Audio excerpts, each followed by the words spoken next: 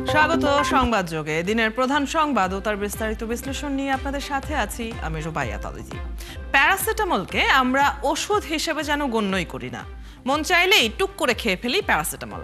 এরও যে পার্শ্ব প্রতিক্রিয়া নিয়ে ভাবতে হবে তা যেন মনেই পড়ে না আমাদের। এই বিষয়টি নিয়েই আলাপে যাব। আজ আমাদের সাথে আছেন মেডিসিন বিশেষজ্ঞ অধ্যাপক ডাক্তার মোহাম্মদ রফিকুল ইসলাম এবং চিকিৎসক ও গবেষক ডাক্তার তুষার মাহমুদ।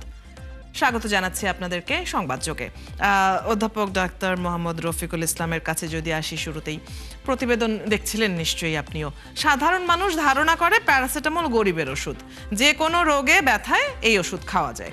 এই ধারণা যেমন একদিনে হয়নি, এর কারণে যে ক্ষতি শরীরে হচ্ছে তাও তো একদিনে বোঝা যায় না। এই ধারণা থেকে সাধারণ মানুষকে, বিশেষত শিক্ষিত জনগোষ্ঠী, একটু কম শিক্ষিত জনগোষ্ঠীকে বের করে আনার উপায় কি? ধন্যবাদ ৭১ টিভির সকল দর্শক, কলাকৌশলী, শুভানুধ্যায়ী সকলকে আমাকে আমন্ত্রণ জানানোর জন্য। দেখেন, শুধু বাংলাদেশেই নয়, সারা ওয়ার্ল্ডে, বিশ্বেই এই প্যারাসিটামল ড্রাগটি ওভার দ্য কাউন্টার একটা ড্রাগ, ওটিসি ড্রাগ আমরা যেটা বলে থাকি। এবং এই ওষুধটি সাধারণত আপনি ফার্মেসিতে যাবেন, তাহলে অ্যাভেলেবল থাকে এবং আপনি সহজলভ্য ওষুধ, এবং সকলকে প্রেসক্রিপশন দিলে বা প্রেসক্রিপশন ছাড়াও যারা যাবেন ফার্মেসিতে তাদেরকে এই প্যারাসিটামল ওষুধটি দেওয়া হয়। কিন্তু আমাদেরকে ভাবতে হবে যে এই প্যারাসিটামল যে ওষুধটি আপনি খাচ্ছেন, সেই ওষুধটি কারো কি আগের থেকেই কোনো লিভার ডিজিজ আছে কিনা। বিশেষ করে যারা লিভার ডিজিজে ভোগেন তাদের জন্য এটার মাত্রাটা কিন্তু খুব ইম্পর্টেন্ট। এবং কতটুকু ডোজে খাবেন, কতটুকু বাচ্চা হলে কতটুকু ডোজ খেতে হবে, বা বয়স্করা হলে কতটুকু খেতে হবে, সেই মাত্রাটিকে কিন্তু আপনাকে অবশ্যই দেখতে হবে।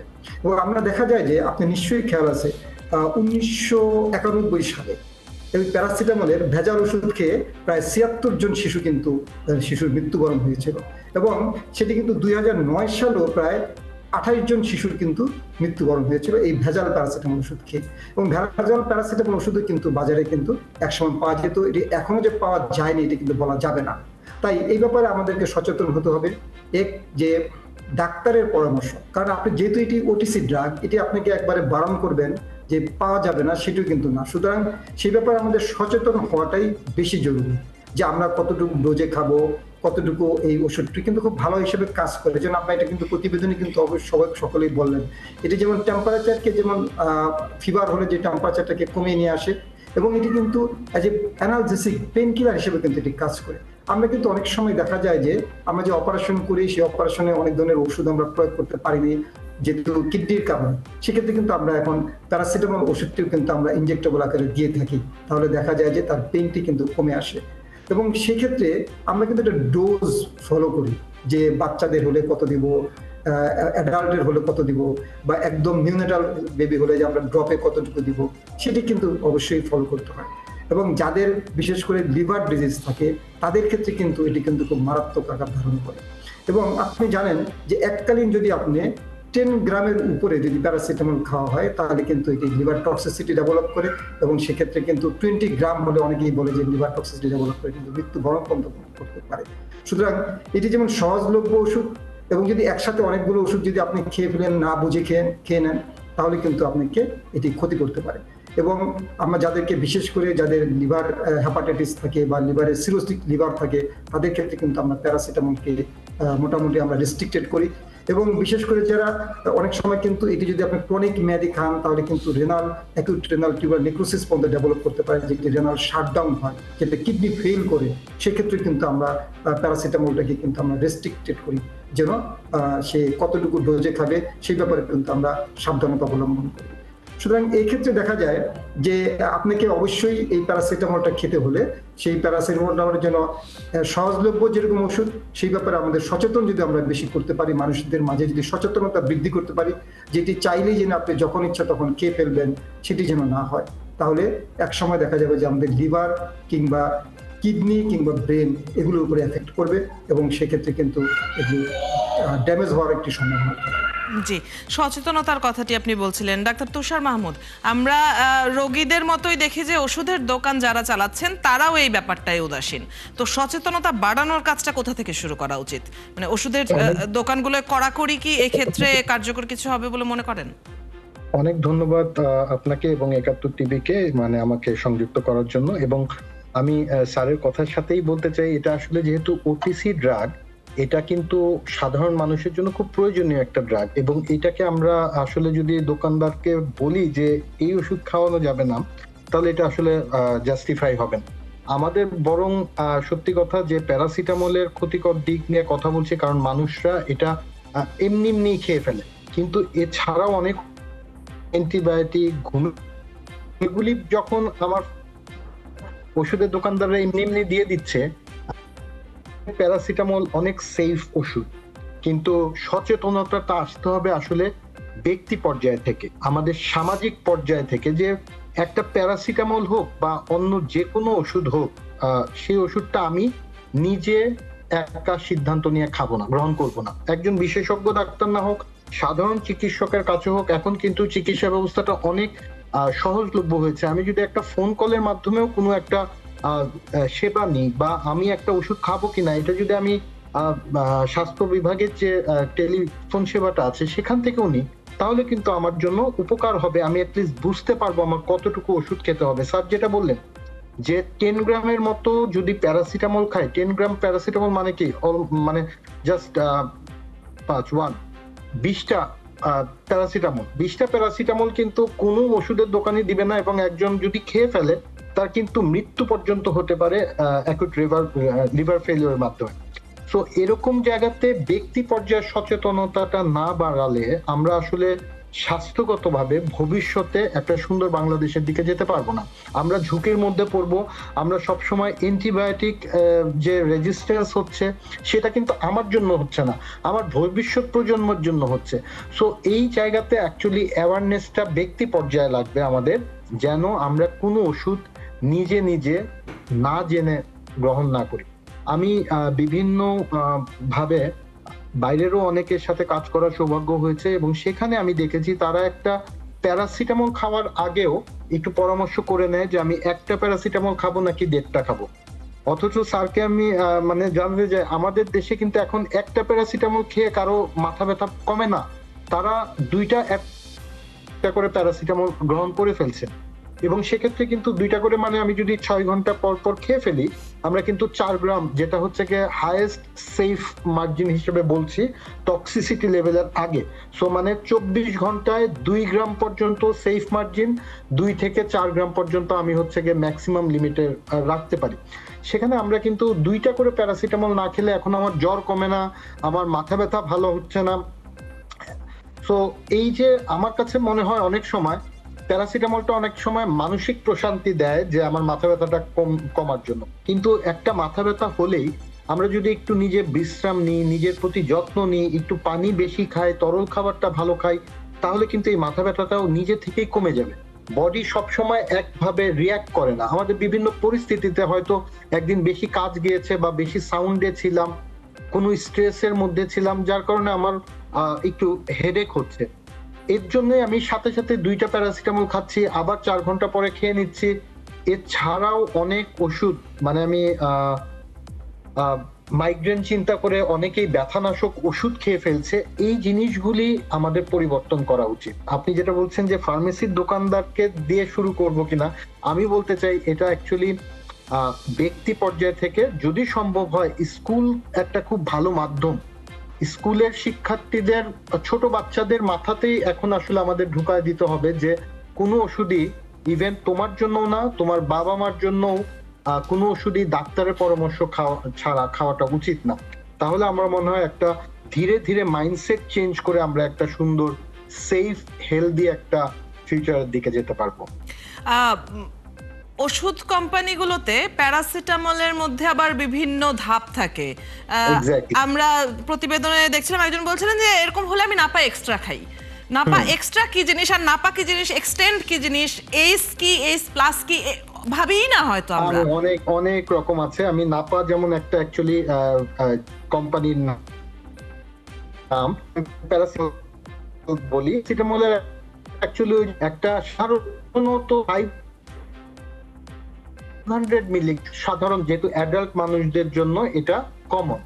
সো 500 মিলিগ্রামের ওষুধটাই অ্যাভেলেবেল ছিল আগের থেকে, এবং ইন্টারন্যাশনালিও সব জায়গাতে কিন্তু প্যানাডল, টাইনোডল এই টাইপের যে কমন ওষুধগুলি আছে 500 মিলিগ্রামটাই অ্যাভেলেবল। কিন্তু যখন ওই যে বললাম একজনের তো একটা ওষুধ এখন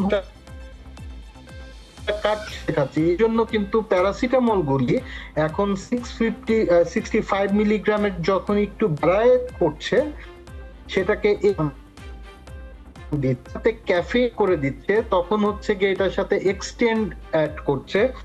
অন্য যদি কেমিক্যালেশনটা চেঞ্জ করে তখন তারা নাম দিচ্ছে, সরিষা অ্যাড করছে। কোনটা আমার জন্য ভালো হবে, এবং সবই মোটামুটি সো যে কোনো ওষুধই খাওয়া, এমনকি এখন প্যারাসিটামল মানে কি 500 মিলিগ্রামে আর হচ্ছে না, 2টা প্যারাসিটামল আমি ওই একটা প্যারাসিটামলেই পেয়ে যাচ্ছি। এখন এই যে আমি বললাম 20টা নাপা খেয়ে আপনি অসুস্থ হয়ে, প্যারাসিটামল 1 যেটা মানে 1 গ্রাম একটা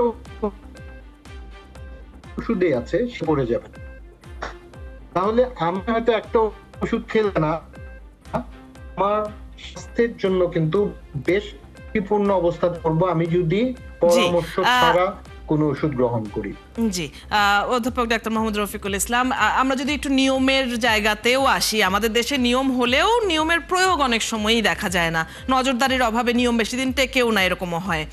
এই যে মাত্রাটা বুঝে তারপর বিক্রি করা, কিংবা রোগীকে জিজ্ঞেস করা যে তিনি ডাক্তারের পরামর্শ নিয়েছেন কিনা, এই জায়গাগুলিতে যদি একটু নিয়ম করাও হয়, ওষুধ বিক্রির ক্ষেত্রে যদি একটু নিয়মের কড়াকড়ি হয়, সেটা কি সত্যি উপকারী কিছু হবে, কাজে কি আসবে আদৌ? ধন্যবাদ আপনাকে। বিশেষ করে আমরা জানি যে বিশেষ করে যে প্যারাসিটামল আপনি যে কোশ্চেনটাতে কিছুক্ষণ আগে করেছিলেন সেটা দিয়ে আমি একটু শুরু করতে চাই। যেমন ধরেন যে অনেক ধরনের ওষুধের সাথে যেমন এটার বিভিন্ন ইন্টারাকশন হয়, বিশেষ করে যারা অ্যান্টি ডিপ্রেসেন্ট ওষুধ খায় বা কিংবা ওরাল স্টেরয়েড খায়, তার কিন্তু ফার্স্ট মেটাবলিজমটা হয় দ্রুত, প্যারাসিটামলটা ইস্যু হয়, সেক্ষেত্রে কার্যকারিতাটা কমে যায়। আবার যারা দীর্ঘদিন ধরেন অ্যান্টি ডিপ্রেসেন্ট খান বা কিন্তু অ্যালকোহলিক খান, তাদের ক্ষেত্রে প্যারাসিটামলের সাইড ইফেক্টটা কিন্তু অনেক বেশি হয়। এবং আপনি যখন এই যে ওষুধের দোকানে যাবেন বা ওষুধের ইয়েতে আপনি এটাকে রেস্ট্রিক্টেড করবেন, কিন্তু এই রেস্ট্রিক্টেড করার চেয়ে যদি আমি সচেতনতাটাকে বেশি করি, জোর দেই, কিংবা ডাক্তারের পরামর্শ ছাড়া, বিশেষ করে একটি ডাক্তারই কিন্তু ভালো বলতে পারবেন যে তিনি কি এখন এই মুহূর্তে না পায় প্যারাসিটামলের সাথে কি এক্সট্রা দিবেন, নাকি এক্সটেন্ডেড দিবেন, নাকি আদার্স যেটা ওষুধ আছে যেমন আমাদের পেন কিলার হিসেবে আমরা ইউজ করি ট্রামাডোলের সাথে যোগ করে দিই সেই প্যারাসিটামলের সাথে, সেটাকে ইউজ করবেন। সুতরাং এগুলো কিন্তু নির্ভর করে, এটা কিন্তু একটি দোকানদার কিংবা একজন সাধারণ মানুষের পক্ষে বোঝা সহজ নয়, কারণ এটি একজন ডাক্তার ভালো বলতে পারবেন যে তিনি কোন ওষুধটি প্রয়োগ করবেন। সেক্ষেত্রে আমাদেরকে যদি আমরা, যদিও এটি একটি ওটিসি ড্রাগ, শুধুমাত্র প্যারাসিটামল ওষুধটি যদি সে যদি প্যারাসিটামল 500 মিলিগ্রাম এটি যদি সে কিনে, তাহলে আপনি তাকে দিতে পারেন। তাও আমার মনে হয় একটি নির্দিষ্ট লিমিট থাকা উচিত যে সে 1 পাতার বেশি 500 মিলিগ্রাম 1 পাতার বেশি ওষুধ বিক্রি করবে না। তাহলে কিন্তু আপনার এইটার সম্পর্কে কিছুটা কিন্তু আপনি রেস্ট্রিক্টেড করতে পারবেন। কিন্তু আপনি যখন এটাকে বেশি আকারে বিক্রি করবেন বা 1 গ্রামের প্যারাসিটামল বিক্রি করবেন, তখন কিন্তু সেক্ষেত্রে আমাদেরকে চিন্তা করতে হবে আপনি কতগুলো ওষুধ বিক্রি করতে পারেন। এই ধরনের রেস্ট্রিকশন করলে হয়তো আপনি এটাকে এই যে ক্ষতিকর দিক সেটাকে হয়তো আপনি রোধ করতে পারবেন, কিন্তু আপনি তো জানেন না যে তার কি প্রিসিপিটিং ফ্যাক্টর হিসেবে কি তার কি হেপাটাইটিস আগে ছিল বা সিরোটিক অফ লিভার আছে, সেটা কিন্তু জানতে হলে ওই একজন ডাক্তারের কাছে কিন্তু যেতে হবে। তার যদি রেনাল ফেলিউরের যদি আগে পেশেন্ট থাকে, সেক্ষেত্রে তাকে কিন্তু ডাক্তারের পরামর্শটা আগে জানতে হবে যে অ্যাকচুয়ালি এই ক্ষেত্রে কি এই প্যারাসিটামল আমরা বলছি যে এটি সেফ ড্রাগ বা এটি কতটুকু সেফ, সেটি কিন্তু নির্দিষ্ট রোগের জন্য আসলে সেফ কিনা, নির্দিষ্ট রোগের জন্য সেফ কিনা সেটা কিন্তু আপনাকে আগে কনসিডার করতে হবে। আমার মতে আরেকটা ব্যাপার, যে কোনো রোগ নিয়ে হাসপাতালে আসা যেসব রোগী, যেমনটি ডাক্তার তুষার মাহমুদ বলছিলেন যে স্কুলগুলোতে একটা ভালো উপায় হতে পারে শিশুদের মধ্যেই চিন্তাটা ঢুকিয়ে দেয়া সচেতনতার ক্ষেত্রে। রোগ নিয়ে যখন হাসপাতালে রোগী আসছেন তখন আলাদা করে প্যারাসিটামলের ব্যাপারে সতর্ক করা, কাউন্সেলিং করা, এই ধরনের কোনো সমাধানের পথ কি হতে পারে? মানে ঘুমের ওষুধ বিক্রির ক্ষেত্রে যেমন দোকানদাররা সচেতন থাকেন, সেভাবে কি প্যারাসিটামলের বেলায়ও সচেতনতা বৃদ্ধি করা যায় কিনা? সচেতনতা সেটা আপনি যখন বিশেষ করে ডাক্তারের কাছে যখন আসেন, অবশ্যই একদিন ডাক্তার কিন্তু বলে দেন যে আপনি কি লিভারের কোন ওষুধ খান কিনা, কিংবা আপনি অ্যালকোহলিক কিনা, কিংবা আপনার রেনাল ফেলিউরের পেশেন্ট কিনা, এগুলো কিন্তু একটা ডাক্তার বলবেন। তবে সেখান থেকে কিন্তু আপনার সচেতনতা ডেভেলপ করতে পারে।